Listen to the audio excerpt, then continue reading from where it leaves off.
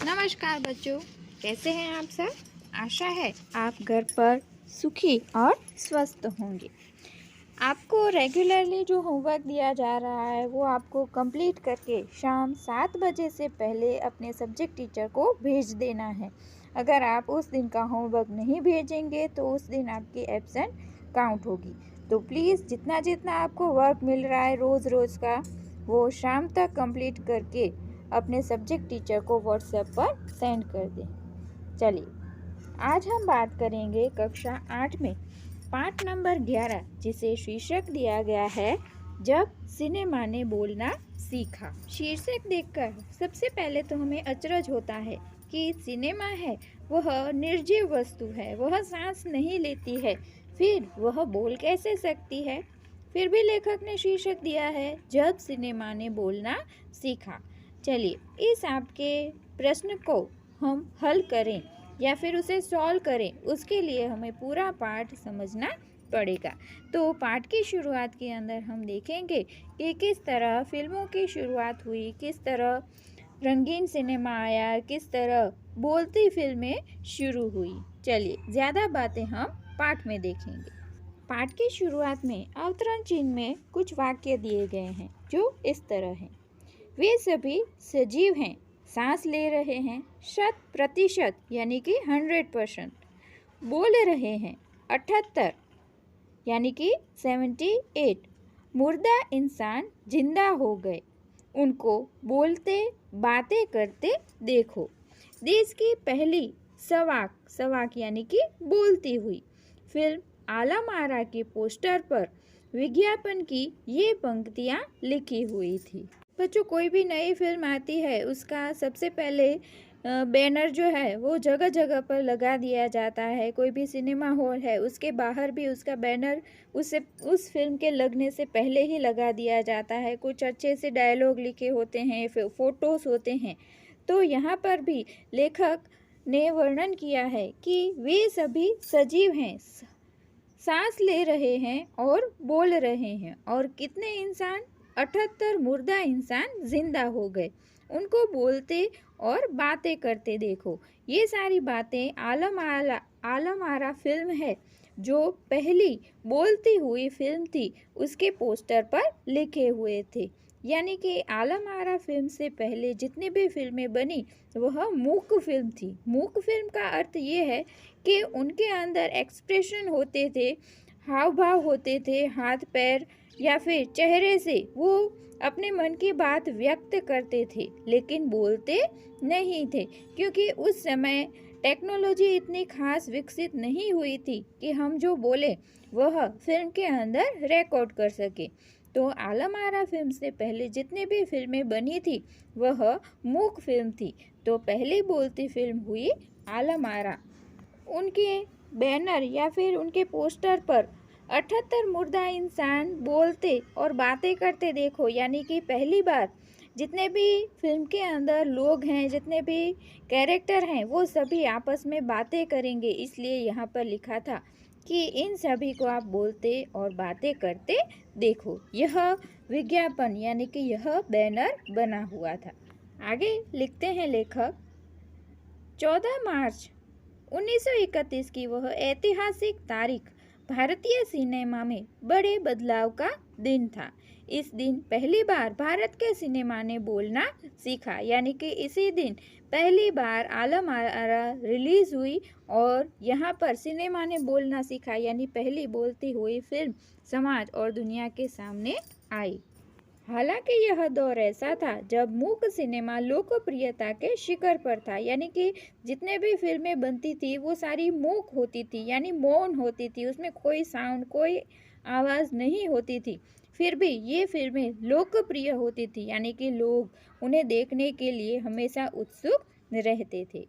पहली बोलती फिल्म जिस साल प्रदर्शित हुई उसी साल कई मूक फिल्में भी विभिन्न भाषाओं में बनी, मगर बोलती फिल्मों का नया दौर शुरू हो गया था। यानी जिस साल आलम आरा प्रदर्शित हुई उसी साल बहुत सारी मूक फिल्में भी बनी थी, लेकिन अब लोग मूक फिल्मों को छोड़कर बोलती हुई फिल्मों को पसंद करने का दौड़ शुरू कर रहे हैं। यह कहना था लेखक प्रदीप तिवारी जी का। आगे प्रदीप तिवारी जी लिखते हैं, पहली बोलती फिल्म आलम आरा बनाने वाले फिल्मकार थे अरदेसी एम ईरानी। कई बार आपको जनरल नॉलेज में या फिर पाठ के प्रश्नों में भी यह प्रश्न पूछा जाता है कि फिल्म के निर्देशक कौन थे। पहली बोलती फिल्म कौन सी थी और उसके निर्देशक कौन थे। अरदेसी ने 1929 में हॉलीवुड की एक बोलती फिल्म शो वॉट देखी और उनके मन में बोलती फिल्म बनाने की इच्छा जागी। अरदेसी ने हॉलीवुड की फिल्म से यह प्रेरणा पाई थी। आगे देखें, पाठ में लिखा है कि पारसी रंगमंच के एक लोकप्रिय नाटक को आधार बनाकर उन्होंने अपनी फिल्म की पटकथा बनाई। बच्चों, ये वाक्य थोड़ी समझने वाला है कि पारसी रंगमंच के एक लोकप्रिय नाटक यानी कि पारसी भाषा के अंदर रंगमंच यानी स्टेज पर कई सारे नाटक प्रसिद्ध होते थे, नाटक परफॉर्म किए जाते थे, तो उसे स्टेज जो होता है उसके लिए शब्द होता है रंगमंच। तो पारसी एक नाटक था जिसकी जो कहानी है वो काफ़ी लोकप्रिय थी। कहानी को यहाँ पर पटकथा कहा गया है। तो पारसी नाटक की एक स्टोरी पर से अरदेसी एम ईरानी ने सोचा कि इस पर से क्यों ना एक फिल्म बनाई जाए। इस नाटक के कई गाने ज्यों के त्यों फिल्म में ले लिए गए। नाटक के अंदर कुछ सॉन्ग थे वो भी इस आलम आरा फिल्म में ले लिए गए, वैसे के वैसे ही। एक इंटरव्यू में अरदेसी ने उस वक्त कहा था, हमारे पास कोई संवाद लेखक नहीं था। संवाद लेखक यानी कि डायलॉग राइटर्स जो होते हैं, फिल्म के लिए डायलॉग्स लिखते हैं, वो नहीं थे। गीतकार नहीं थे यानी कोई गीत लिख सके ऐसे व्यक्ति भी हमारे पास उस समय नहीं थे। संगीतकार भी नहीं थे क्योंकि अब तक बोलती हुई फिल्में बनी ही नहीं थी। तो डायलॉग है, गीत है, संगीत है, उनकी फिल्मकारों को या फिर डायरेक्टर या प्रोड्यूसर को कभी ज़रूरत ही नहीं पड़ी थी। तो ये सारे लोग अब तक हमारे पास नहीं थे। इन सब की शुरुआत होनी थी यानी कि पहली बोलती फिल्म से ही इन सभी की शुरुआत भी होनी ही थी। अरदेसी ने फिल्म के